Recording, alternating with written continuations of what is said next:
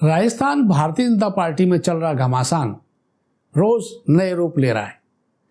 Bharatiya Janata party की प्रत्याशियों की पहली सूची सामने आते ही ये बगावत शुरू हो गई। कई क्षेत्र ऐसे हैं राजस्थान के जहां कार्यकर्ता सड़कों पर उतर आए हैं, केंद्रीय नेतृत्व के फैसले का विरोध कर रहे हैं। और सबसे महत्वपूर्ण बात यह है कि 41 प्रत्याशियों की जो सूची जारी की गई है उसमें से वसुंधरा राजे समर्थकों के नाम गायब हैं। यानी केंद्रीय नेतृत्व एक रणनीति के तहत वसुंधरा को किनारे कर रहा है, उनके लोगों को टिकट नहीं दे रहा है, और जिसका परिणाम यह है कि चुनाव करीब होने पर भी भारतीय जनता पार्टी में घमासान तेजी पकड़ रहा है। नमस्कार, मैं हूं उदय यादव, हिंदी वार्ता में आपका स्वागत है। राजस्थान भारतीय जनता पार्टी की स्थिति चुनाव नजदीक आते आते बहुत बुरी स्थिति में पहुंच रही है। कार्यकर्ताओं में रोष है। जो लोग 5 वर्ष से 10 साल से क्षेत्र में अपनी दावेदारी के लिए तैयारी कर रहे थे, ऐसे लोगों के टिकट काट दिए गए हैं और बिल्कुल नए लोगों, ऐसे लोगों को टिकट दिया गया है, ऐसे लोगों पर भरोसा जताया जा रहा है जिनकी जमीन पर पकड़ नहीं है। हाड़ौती क्षेत्र से एक प्रत्याशी राजावत लगातार 2 बार से विधायक रहे हैं और उनका टिकट काट दिया गया। ये भवानी सिंह राजावत जिस सीट से चुनाव लड़ना चाह रहे हैं वहां उनकी पकड़ बेहद मजबूत है, लेकिन टिकट काट दिया गया। इसी तरह से दूसरा जो सर्वाधिक चर्चा का विषय है वो है जयपुर की विद्याधर नगर सीट। विद्याधर नगर सीट से भैरव सिंह शेखावत के दामाद नरपत सिंह राजवी विधायक हैं और वे लगातार 3 बार से विधायक चुने जा रहे हैं। पिछली बार भी वे 31,000 वोट से चुनाव जीते थे, लेकिन केंद्रीय नेतृत्व ने उनको भी इस लायक नहीं समझा टिकट दिया जाए, उनका टिकट काट दिया गया। इससे राजवी और उनके समर्थकों में भारी रोष है। जयपुर संभाग के कार्यकर्ता इस बात से गुस्से में हैं और स्थिति ये है कि जिनको टिकट दिया गया है, जिनको भावी मुख्यमंत्री के रूप में अघोषित तौर पर बताया जा रहा है, दिया कुमारी, उनकी स्थिति बेहद खराब हो रही है। दिया कुमारी राजसमंद से सांसद हैं और प्रधानमंत्री कुछ मीटिंग में ये संकेत दे चुके हैं कि वे मुख्यमंत्री हो सकती हैं।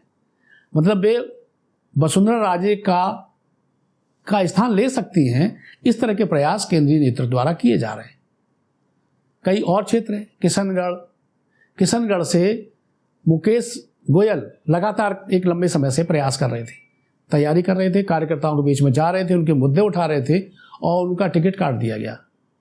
कोटपुतली से विकास चौधरी एक बड़े नेता हैं, जनाधार वाले नेता हैं, उनकी मजबूत पकड़ है, उनका टिकट काट दिया गया। उनकी जगह अजमेर के सांसद भगीरथ चौधरी को टिकट दे दिया गया। ये जो टिकट वितरण का तरीका है इस बार, ये कुछ अजीब है। इसमें सिर्फ एक फॉर्मूला लागू किया गया है, वो ये कि वसुंधरा समर्थक व्यक्ति को टिकट नहीं दिया जाना है। वसुंधरा को कमजोर करना है तो उनके समर्थकों का सफाया करना होगा। लेकिन क्या ये नीति पार्टी को सत्ता में ला सकती है, पार्टी को ताकत दे सकती है? जब मजबूत कार्यकर्ता चुनाव मैदान में उतरेगा तो जीत की संभावना होती है। कांग्रेस इस समय बेहद मजबूत है। गहलोत सरकार ने कई ऐसी योजनाएं चलाई हैं जो गरीबों के, दलितों के, महिलाओं के हित में है। इससे उनकी पकड़ मजबूत हुई है।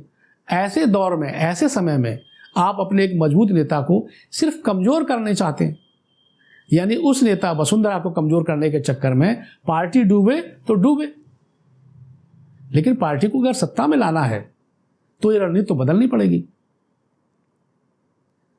भरतपुर नगर से अनीता गुर्जर 2 बार विधायक रही हैं। इस बार भी टिकट की दावेदार थी, लेकिन उनका टिकट काट दिया गया। Bharatiya Janata party SC/ST wing के जो उपाध्यक्ष हैं, प्रदेश उपाध्यक्ष भाटी, उन्होंने निर्दलीय चुनाव लड़ने का ऐलान कर दिया है। 5 मजबूत नेता ऐसे हैं भारतीय जनता पार्टी के जिन्होंने घोषित कर दिया है कि वे निर्दलीय चुनाव लड़ेंगे और बीजेपी के प्रत्याशी को बुरी तरह हराएंगे। ये बड़ा स्वाभाविक है। अगर कोई व्यक्ति 5 वर्ष अपने क्षेत्र में काम कर रहा है, लोगों से जुड़ा हुआ है, जनाधार वाला है, तो वो ऐसा कर सकता है, क्योंकि अगर वो अपनी बिरादरी का और अपने प्रभाव से अगर 15-20 हज़ार वोट ले गया तो बीजेपी का तो गया, उसकी जीत की संभावना समाप्त हो जाती है। विद्याधर नगर सीट से नरपत सिंह राजवी बेहद मजबूत हैं। भैरव सिंह शेखावत की भी एक साख रही है, भारतीय जनता पार्टी के बड़े दिग्गज नेता रहे हैं, उनकी टिकट काट दी, दिया कुमारी को दे दिया गया है। एक और सीट है कोटवाड़ा, वो भी जयपुर संसदीय क्षेत्र में आती है, वहाँ से राज्यवर्धन सिंह राठौर को टिकट दिया गया है जो जयपुर से सांसद है, और राजपाल सिंह शेखावत जो वहाँ से टिकट के दावेदार थे उनका टिकट काट दिया गया।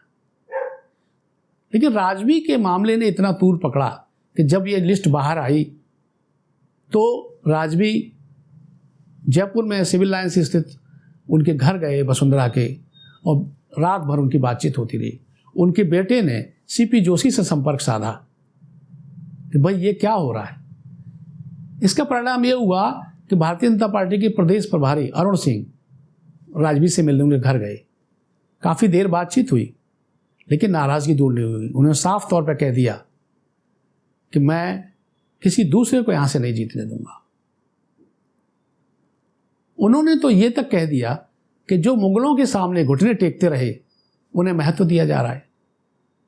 ये बयान जब वायरल हुआ तो बीजेपी का नेतृत्व चिंता में पड़ गया। कल की जो स्थिति थी भारतीय जनता पार्टी की राजस्थान में, आज उससे हालात और बिगड़े हैं। ये निश्चित है कि दूसरी सूची आएगी तो स्थितियां और बिगड़ेंगी।